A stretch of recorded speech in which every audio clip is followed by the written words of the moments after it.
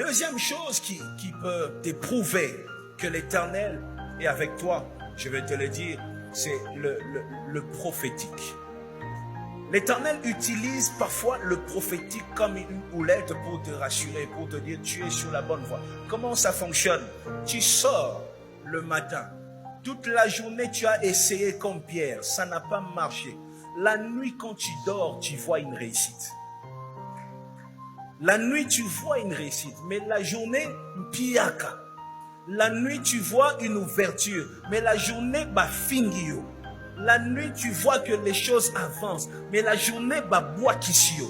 La nuit, tu vois que tout va bien, mais dans la journée, kangelio bilamba boakiango libanda. Lorsque dans tes rêves, lorsque dans tes songes, lorsque dans tes visions, tout est positif, et que dans ta vraie vie, c'est parfois négatif, écoute-moi, l'Éternel est simplement en train de te dire, encore peu de temps, ta vie va changer.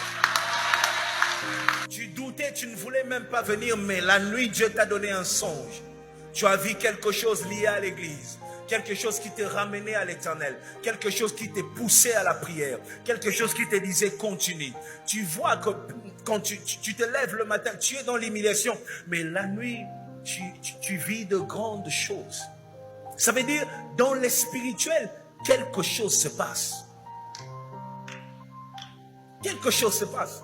Et écoutez, j'ai un problème, moi j'ai un souci. Pourquoi nous croyons en la sorcellerie, mais nous ne croyons pas en Dieu? Attends, le sorcier opère la nuit. Lorsque nous dormons, lui, il voit qu'il est en voyage, il est à New York en train de bouffer quelqu'un. Le sorcier. Mais quand il se lève le matin, il est sûr que quelque chose s'est passé. Après 2 jours, on apprend qu'à New York, votre frère est malade. Et puis il est mort. Mais pourquoi lorsque nous voyons la nuit de choses, nous voyons en train de combattre et de vaincre, on se lève le matin et on doute? J'ai l'impression que la foi du sorcier est plus forte que la foi du chrétien. La foi du sorcier est plus grande que la foi du chrétien. Ce que tu vois la nuit, ce ne sont pas des imaginations. Dieu te parle. Dieu te parle. Dieu te parle. Dieu te parle. Si aucun prophète ne t'a dit ça, je te dis, Dieu te parle. Il te dit ceci. Bien que tu vis le malheur, mais c'est pour peu de temps.